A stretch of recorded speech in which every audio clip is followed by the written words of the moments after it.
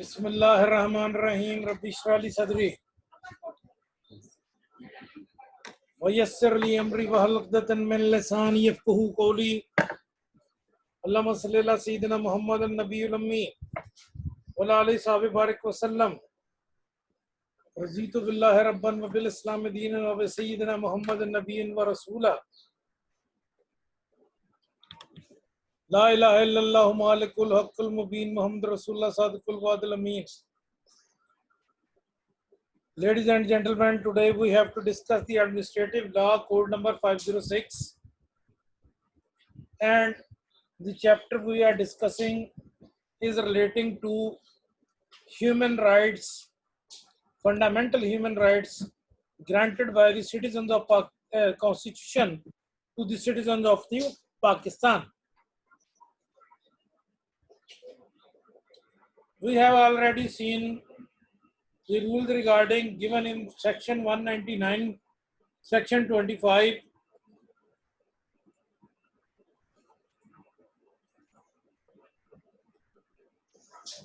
of the Constitution. Today we are discussing the fundamental rights regarding the freedom of trade, business and profession. Trade क्या होती है? Buying and selling, purchase of goods at lesser amount price and selling of goods at a higher price is called trade. Exchange of goods for money and exchange of goods for value is called trade. The purchase of goods at a lower price and the sale of goods at a higher price is called purchase and sale, and this is business. Purchasing the goods at lower price and selling the goods at a higher price with a reasonable profit is called trade. There are two types of trade. Internal trade, when we sell goods to the people who are dealing with the wholesale market and the retail market. Number second, foreign trade, when we sell our goods to the importers and we being the exporter earn for our country a lot of foreign exchange. So all these terms are included from the business in the Constitution. Number two, business. All those activities which are carried on to earn a maximum profit is called business.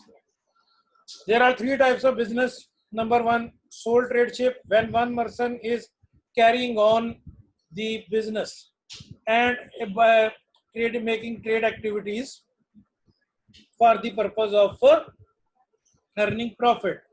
Number two, a large scale business, when the business is carried on by different person in the form of partnership and the business is registered under the Partnership Act 1932 with the registrar of firms under section 58.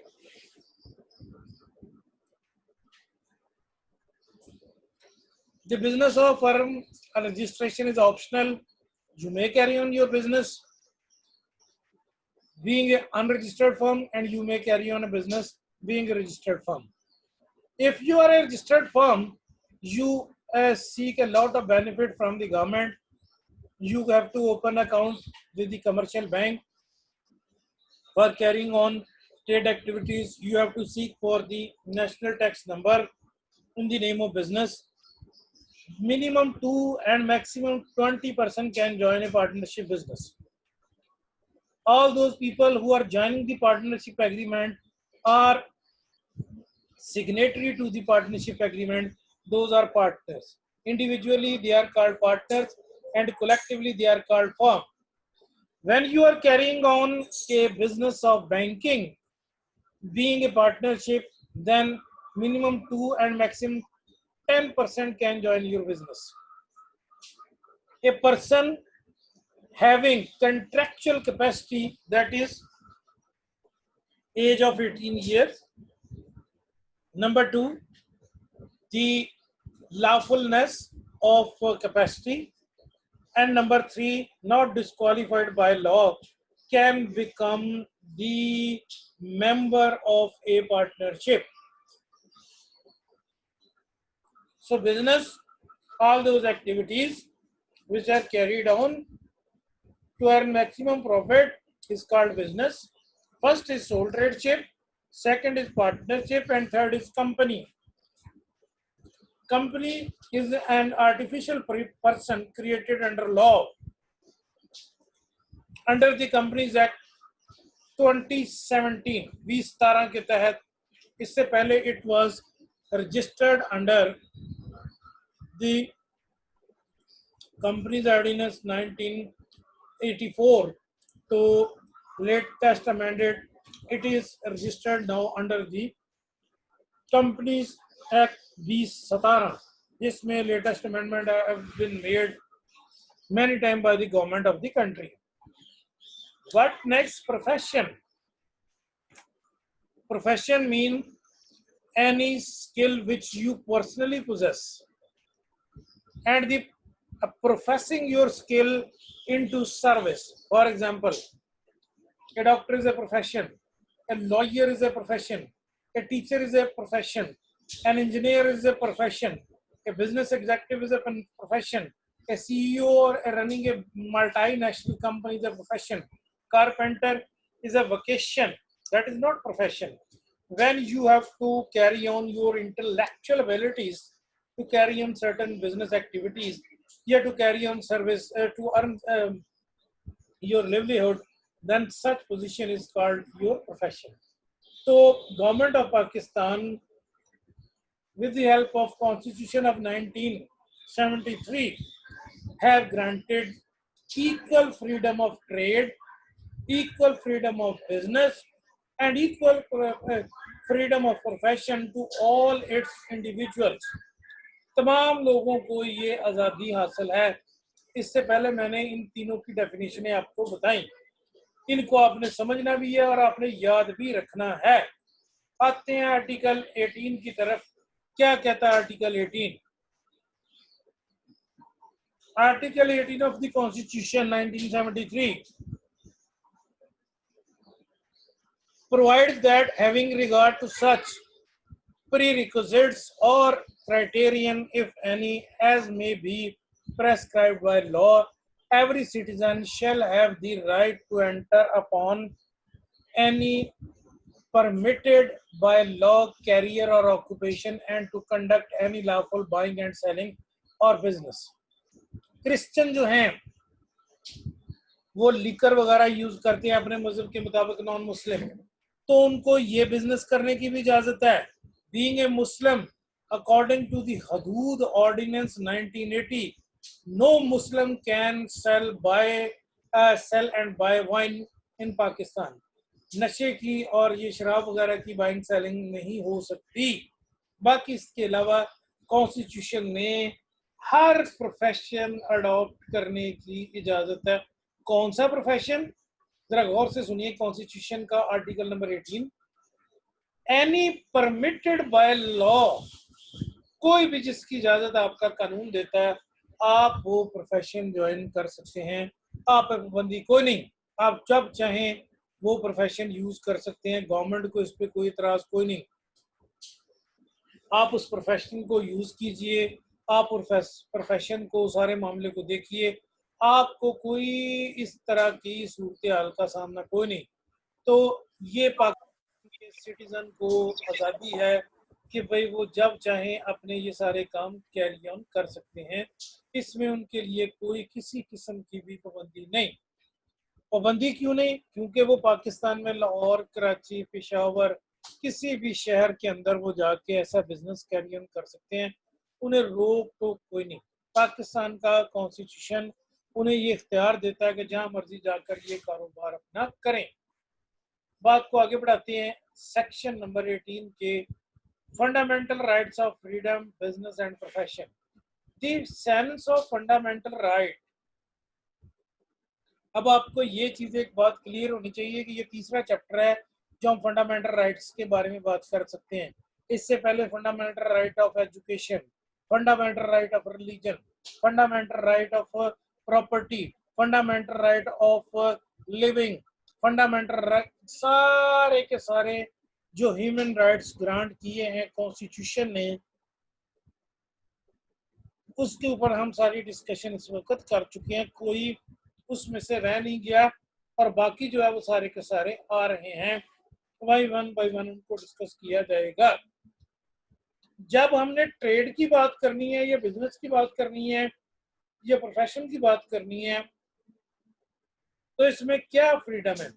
Freedom of trade, business और freedom of profession में be stated by saying that every citizen of Pakistan, इसमें मजहब की कैद कोई नहीं, मुस्लिम non Muslim, इसमें sect की केस कोई नहीं कि कोई भी फिरका, इसमें कलर या रेस की कोई नहीं कि इसमें सफेद रंग के या काले, इसमें जनाब कोई जेंडर क्लासिफिकेशन कोई नहीं, मर्द औरत जहां चाहें जब चाहें लॉफुल प्रोफेशन और ऑक्यूपेशन ऑप्ट कर सकते हैं। पाकिस्तान आर्मी में भी इस वक्त खवातीन और मर्द हजरात मेजर के उहदे तक पहुंच चुके हैं जो कि सिख है और क्रिश्चियन हैं। इसी तरह कोई इसकी कोई सूरत हाल कोई नहीं की, इन हम इसमें कोई किसी किस्म की भी डिस्क्रिमिनेशन या डिस्टिंक्शन नहीं कर सकते। कौन सा प्रोफेशन आप ऑप्ट करेंगे? क्लियर कट है, लॉफुल। मिस्टर ए चोरी का सामान बेचना शुरू कर देता है और कहता है ये लॉफुल प्रोफेशन है, तो ऐसा काम नहीं वो कर सकता। मिस्टर बी जो है वो स्मगलिंग शुरू कर देता है, तो ये लॉफुल बिजनेस नहीं है। मिस्टर डी जो है वो लोगों को बच्चे किडनैप करने शुरू कर देता, तो ये लॉफुल बिजनेस नहीं है। लॉफुल बिजनेस वही होगा जिसे कॉन्स्टिट्यूशन ऑफ पाकिस्तान प्रोटेक्ट करता है। जो स्टूडेंट क्लास में नहीं है उनके अटेंडेंस नहीं लग सकनी। नंबर नेक्स्ट, इसको बात को आगे बढ़ाते हैं। नेक्स्ट हमारे सामने आता है जी number 7, prescribed qualification for the purpose of profession, occupation, trade or business. Regulate any trade or profession by a licensing system. जैसे मैंने पहले बताया कि ट्रेड के लिए लाइसेंस चाहिए। क्या लाइसेंस है?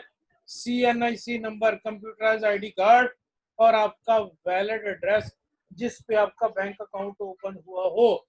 प्रोफेशन जो है उसके लिए लाइसेंस चाहिए। इंजीनियरिंग को पाकिस्तान इंजीनियरिंग काउंसिल जो है वो लाइसेंस देती है कि ये क्वालिफाइड इंजीनियर है। डॉक्टर को PMDC पाकिस्तान मेडिकल काउंसिल ये लाइसेंस दे रही है कि ये RPM रजिस्टर्ड मेडिकल प्रैक्टिशनर है। इसी तरह जो तजारत के शोबे हैं वहां पर भी आप ये सारा काम कर सकते हैं, लेकिन इसमें कौन सा काम होना चाहिए? Interest of free competition. मैं ये नहीं कि सिर्फ बिजली बना रहा हूं तो मैं ही बना रहा हूं, मैं अपनी प्राइस चार्ज करने शुरू कर दूं। ट्रेड एंड कॉमर्स में ऐसा नहीं हो सकता। जो रीजनेबल मार्केट प्राइस होगी मैं उसके मुताबिक काम करूंगा। assume for it to be grant to a government controlled corporation। आप जो गवर्नमेंट अदारे हैं जैसे वाफडा है, PIA है, जैसे रेलवेज है, इसमें मोनोपोली हो सकती है, बाकी कारोबार और बिजनेस में मोनोपोली नहीं हो सकती। अगर आपने भी मोनोपोली वाली बात करनी है प्राइवेट बिजनेस में तो वो सारा कुछ फंडामेंटल राइट्स के चैप्टर में कवर नहीं होगा। नंबर नेक्स्ट, इन सब की डिटेल हम देखते हैं कि सारी डिटेल क्या है।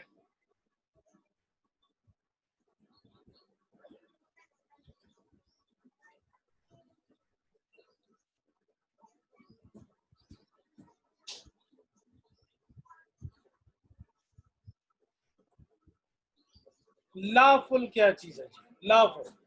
lawful that occurs in the principal paragraph has the import of enabling the state completely to ban a profession, occupation, trade or business by declaring it to be lawful। State को हक हासिल है, को जब मर्जी किसी चीज पे पाबंदी लगा दे। स्टेट को इख्तियार हासिल है कि वो गैर कानूनी करार दे दे। जैसा कि आजकल बाद लोग जो है वो जुलूस निकालने की कोशिश करते हैं, एहतजाज करने की कोशिश करते हैं, तो 144 इम्पोज है। 4 से ज्यादा अफराद नहीं जमा हो सकते। अगर होंगे तो उनके खिलाफ violation of 144 assembly act of person, उसके तहत पर्चा FIR दर्ज की जाएगी। इसीलिए एहतजाज वगैरह आजकल नहीं किया जा सकता किसी भी इसी तरह ट्रेड एक्टिविटीज को, बिजनेस को, जैसा कि गवर्नमेंट ने बैन किया है कि आपका बिजनेस गैर कानूनी होगा किन 2 दिनों के लिए ड्यूरिंग स्मार्ट लॉकडाउन। अगर आप सैटरडे और संडे को भी आप अपना बिजनेस ओपन करते हैं तो आपका ये सारा का सारा काम गैर कानूनी होगा, आपके खिलाफ FIR होगी और उसके बाद ऐसे बिजनेस को बंद किया जाएगा इन 2 दिनों के लिए। फाइन इसके अलावा होगा, अरेस्ट इसके अलावा होगी। Then unlawful is a common parlance, means anything forbidden by law, and this is also the meaning assigned to it in the law. गैर कानूनी है क्या चीज? अब 2 ही बातें हैं, with in the law, outside the law. किसी को ताकत की बुनियाद पे लूट मार कर लेना, ये गैर कानूनी है। किसी की ताकत की बुनियाद पे स्नैचिंग कर लेना, ये गैर कानूनी है। किसी का साइकिल उठा लेना, ये गैर कानूनी है। किसी तरह का मामला जो आपको कानून में अनलॉफुल डिक्लेयर किया गया, वो बिजनेस मेरे भाई आप किसी सूरत भी नहीं कर सकते। बात को आगे बढ़ाते हैं। Next, therefore the right to enter upon a profession or occupation or to conduct any trade or business can hardly be described to be an unqualified unconstitutional right when such right may be denied by law. कोई भी कानूनी काम जो आप करेंगे, कानून constitution आपको support करेगा, गैर मशरूत तौर पे सपोर्ट करेगा। आप अपनी शॉप ओपन करना चाहते हैं खाने पीने की, तो गवर्नमेंट कहती है कि जनाब ये आप यहाँ नहीं ओपन कर सकते। आप बताएंगे मेरी फंडामेंटल ह्यूमन राइट्स वायलेशन है, इसके लिए हाई कोर्ट लेवल पे आपको फौरी तौर पे कॉन्स्टिट्यूशनल के तहत, प्रोटेक्शन के तहत आपका ये राइट प्रोटेक्ट हो जाएगा। और अगर आप कहते हैं नहीं जी मैंने तो यहाँ नशे, चरस और नसवार की दुकान खोलनी है, मैंने मंशियार की दुकान खोलनी है, या मैंने गैर कानूनी असला की स्मगलिंग की चीज़ों की खोलनी है, तो ऐसा काम आप किसी सूरत कर नहीं सकते और ना ही गैर कानूनी काम करने की गवर्नमेंट इजाजत देगी। नेक्स्ट चलते हैं। Right to apply for licence is a valuable right. जब भी आपने कोई काम करना है तो आपको लाइसेंस के लिए अप्लाई करना होगा। आप शुगर मिल लगाना चाहते हैं तो पाकिस्तान में इस वक्त शुगर मिलें लगाने पर पाबंदी लगी हुई है। नई शुगर मिल आप नहीं लगा सकते।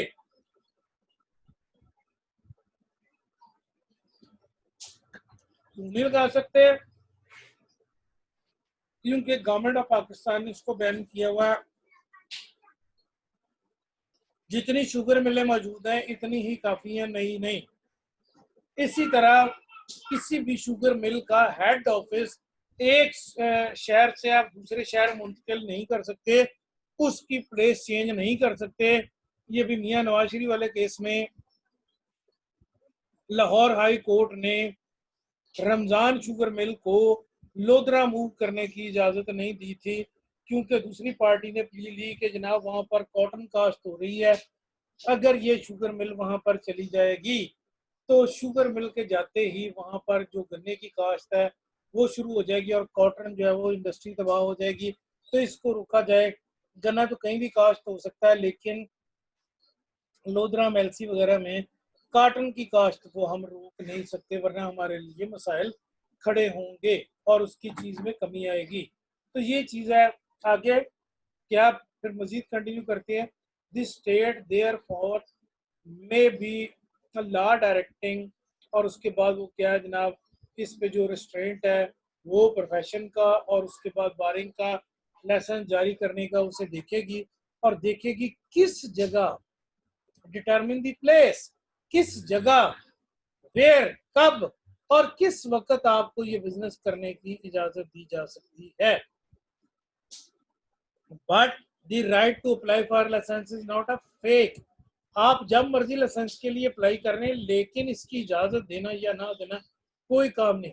इससे पहले क्या होता था, ज़ियाउल हक के दौर में जब कॉटन टेक्सटाइल पे बड़ा अरूज आया और ईरान इराक वॉर थी, तो यहाँ से बहुत सारा सामान जो था वो ईरान इराक जा रहा था और उसमें पाकिस्तान का ट्रेड सरप्लस 1980 81 82 में है।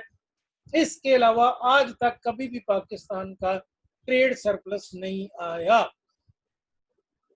अब देखा देखी 18 करोड़ की 20 करोड़ की टेक्सटाइल मिल लगनी शुरू हो गई। सूतर मंडी ने क्या किया, 2 करोड़ की जमीन शो करनी, 20% 80% बैंक लोन लेना, 16 साल 17 करोड़, और उसके बाद अपनी जो थी 14,400 स्पिंडल की यूनिट लगा लेना। ये कौन सा टेक्सटाइल का यूनिट लगा लेना? स्पिनिंग का। अब स्पिनिंग के लिए इतना रॉ मटेरियल नहीं था।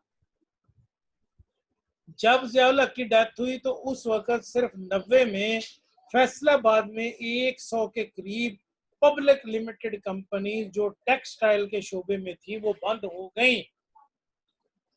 मैं उस वक्त एक फर्म के साथ ऑडिट किया करता था, तो उस वक्त निशात ने अपने प्रोडक्ट इस यूनिट के अंदर तकरीबन 13 यूनिट लगाए हुए थे। 13।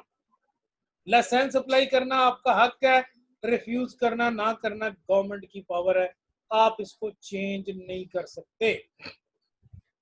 गवर्नमेंट ट्रेडिंग एंड मोनोपलीज, अब कुछ काम जो है वो गवर्नमेंट ने खुद रखे हुए हैं, उसकी इजाजत आपको नहीं देती है। जैसे प्राइवेट रेलवे है, जैसे प्राइवेट बिजनेस है, तो यहाँ पर गवर्नमेंट की जो इजाजत होगी उसके बगैर हम काम नहीं कर सकते।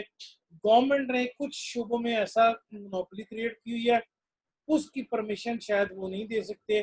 तो हम ये नहीं कह सकते कि नहीं जी मेरा तो बेसिक ह्यूमन राइट डैमेज हो रहा है तो मुझे तो परमिशन दी जाए जनाब, मैंने यही काम करना है।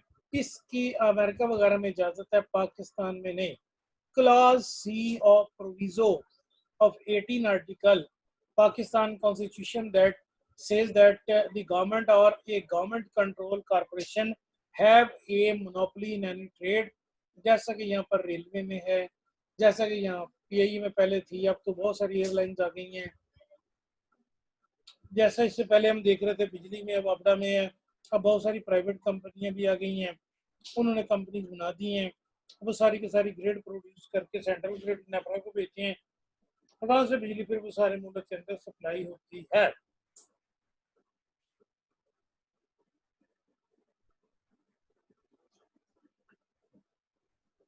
Article 21 provide that no person shall be obliged to pay any special tax or revenue for which not to spend or promil। क्या मतलब इस गुफ्तगू का? इससे मुराद ये है कि हम कह देते हैं नहीं भाई ईसाइयों पे स्पेशल टैक्स लगाओ, नॉन मुस्लिम पे स्पेशल टैक्स लगाओ, मुस्लिम पे स्पेशल टैक्स लगाओ, तो ऐसा नहीं आप कर सकते। अगर उन्होंने ये काम करना है ऐसा मुमकिन नहीं होगा। बात को आगे बढ़ाते हैं। In order to attract the provisions of these articles, the levy must be a tax which imposition, where the imposition is in the nature of fee, it does not fall within the prohibition of this article। बाज़ औक़ात आप levy लगा देते हैं। Levy कौन सा होता है? लेवी का मतलब होता है लागू करने वाला, तो वो टैक्स जो लागू कर दिया गया। अब जो लेवी है वो आपने भी देखा, पेट्रोल की प्राइसेस पहले 74 थी, गवर्नमेंट ने उसमें लेवी और अपना टैक्स इंक्रीज किया, तो उसके नतीजे में उसकी प्राइस जो वो 100 हो गई। और जब वो जैसी वो प्राइस 100 हुई, इसके साथ ही वो लोग वावेला करने लगे। लेकिन ये आर्टिकल प्रोहिबिट नहीं होगा कि ये इस तरह की सूरत नहीं होगी। There is no generic difference between a tax and a fee, both are different forms in which taxing power of the state magnifies itself। बड़ी इंपॉर्टेंट बात उन्होंने की। अतर मिनल्ला जो इस वक्त हेड है, चीफ जस्टिस हैं इस्लामाबाद हाई कोर्ट के, अतर मिनल्ला की अदालत में केस एक बंदे ने फाइल किया कि जनाब फौरी तौर पर पेट्रोल की कीमत कम की जाए। इससे पहले अतर मिनल्ला की अदालत में गवर्नमेंट के खिलाफ एक केस में स्टे आया, तो गवर्नमेंट ने बकायदा लड़ करने के दौरे पे वज़ीर आज़म ने कहा, कभी आपने सुना कि कमीशन की रिपोर्ट पे भी किसी ने स्टे ऑर्डर दे दिया, वो अतर मिनल्ला की अदालत से जारी हुआ था। तो जब ये सारी सूरत हाल हुई तो गवर्नमेंट ने कि इस एक जस्ट टॉन्ट की वजह से क्या नतीजा निकला, टॉन्ट की वजह से फौरी तौर पे वो अतर मिनल्ला साहब ने हाथ उठा लिया। उन्होंने कहा कि मैं किसी भी सूरत ऐसी बात का स्टे जारी नहीं करूँ।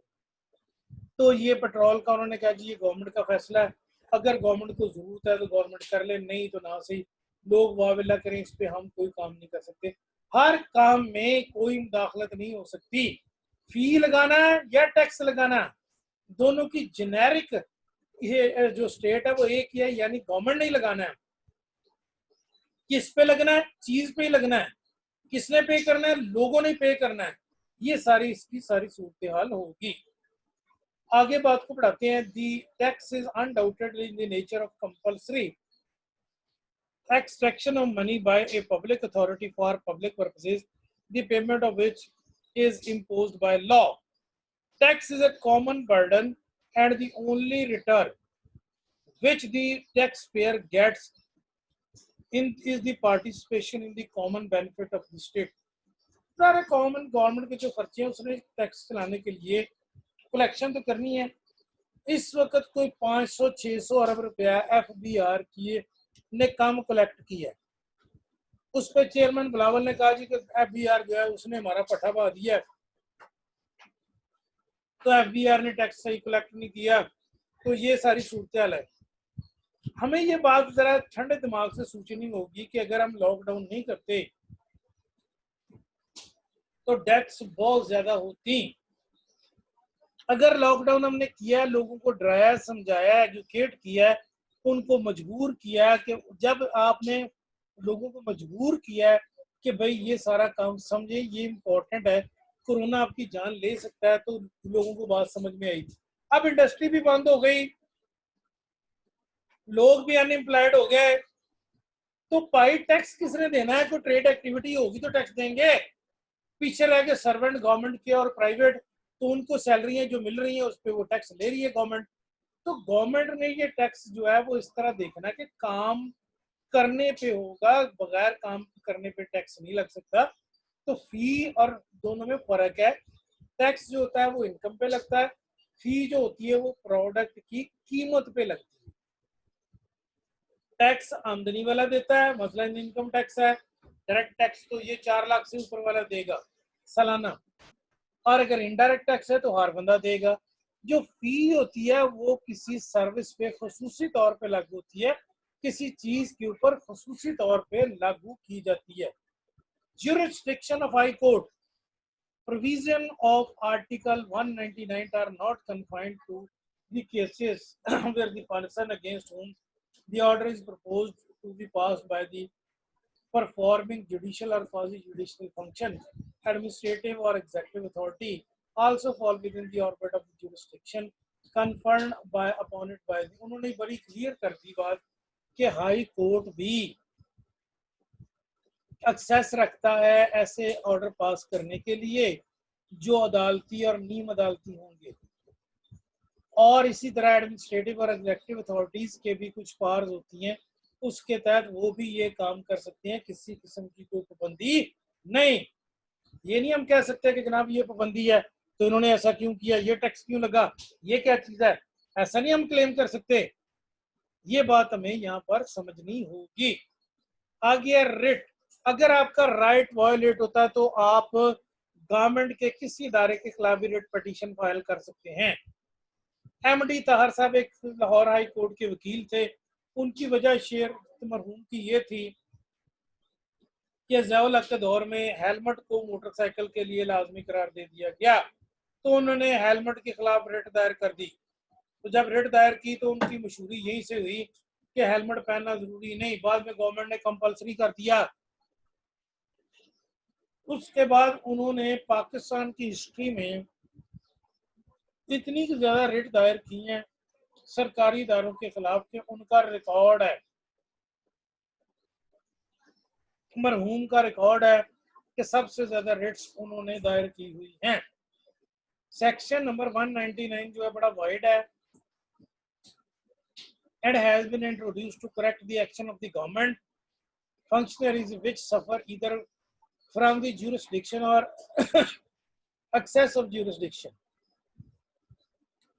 This article is an omnibus article under which the relief can be granted to the citizen of the country against infringement of any provisions of the constitution or law. अगर आपने किसी भी प्रोविजन के साथ आपके साथ कोई छेड़खानी हुई है तो आप ज्यूरिसडिक्शन हाई कोर्ट, ज्यूरिसडिक्शन से मुराद ये है सिंध के अंदर इलाका है तो सिंध ज्यूरिसडिक्शन हाई कोर्ट की, फेडरल में है तो इस्लामाबाद हाई कोर्ट, इसके बाद केपीके में है तो Khyber KPK high court, Balochistan वो high court, Punjab high court, इसमें आपने लाहौर हाई कोर्ट अगर आपका है तो आप इस ज्यूरिसडिक्शन में ये सारा केस अपना फाइल कर सकते हैं और देख सकते हैं कि इस किताब के तहत मुझे रिलीफ दिया जाए, इसके तहत मुझे जनाब ये रिलीफ मिलना चाहिए। लेकिन इसमें गवर्नमेंट को इख्तियार हासिल है जो मर्जी करे, तो उसको चेक करने के लिए फिर आप रिट पिटीशन दायर कर सकते हैं कि देखिए जनाब ये इस तरह नहीं है, ऐसा नहीं हो सकता, ये अपने इख्तियार से भाई साहब तजावुज़ नहीं कर सकते।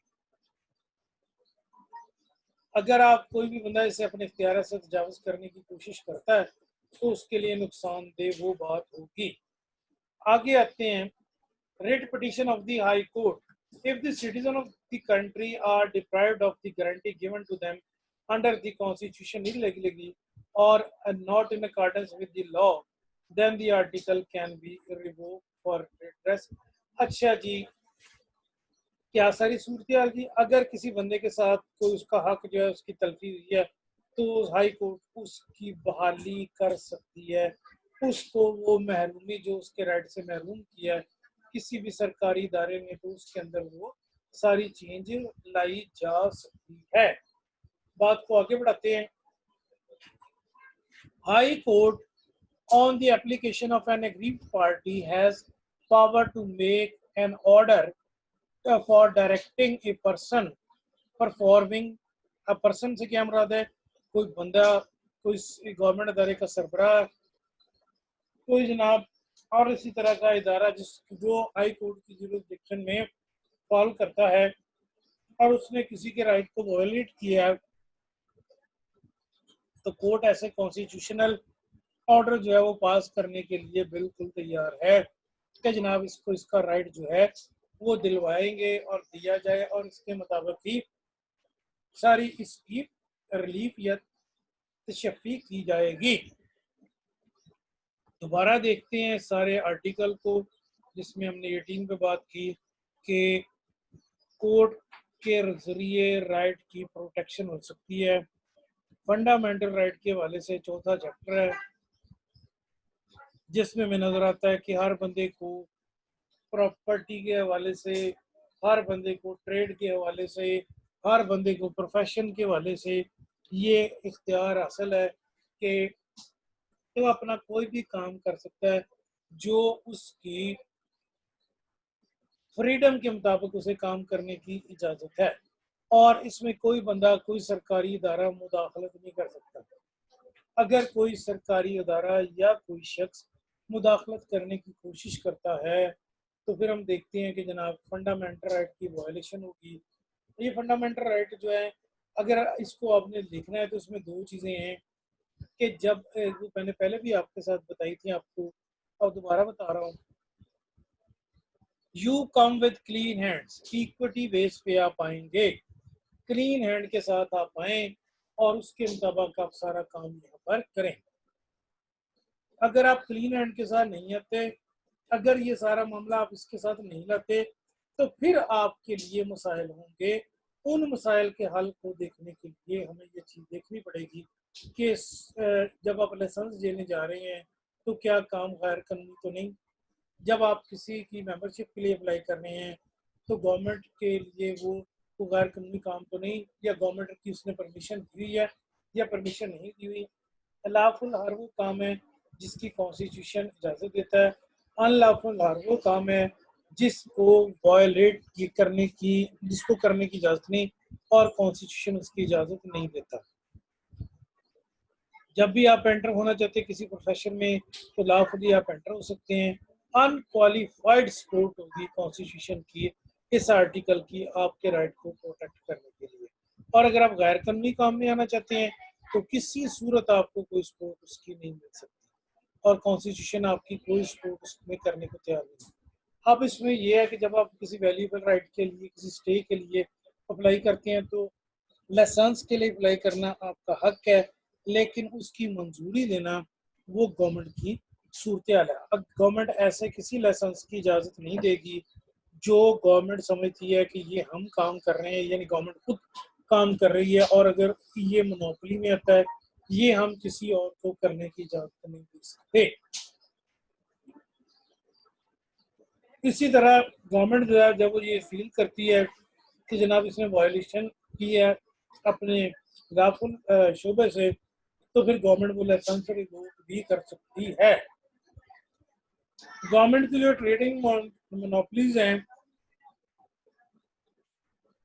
उनके अंदर किसी प्राइवेट आदमी को शेयर करने की इजाज़त नहीं है। गवर्नमेंट उसको किसी सूरत भी यहाँ पर एंटर होने की परमिशन नहीं दे सकती।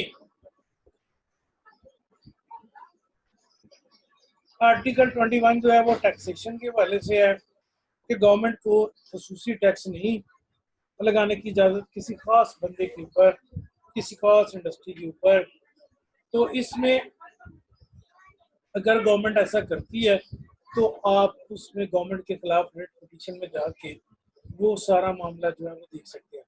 आम तौर पे गवर्नमेंट जब कोई टैक्स चार्ज करती है या कोई फीस चार्ज करती है किसी राइट की, तो उसके अंदर कोर्ट्स मुदाखलत नहीं करती।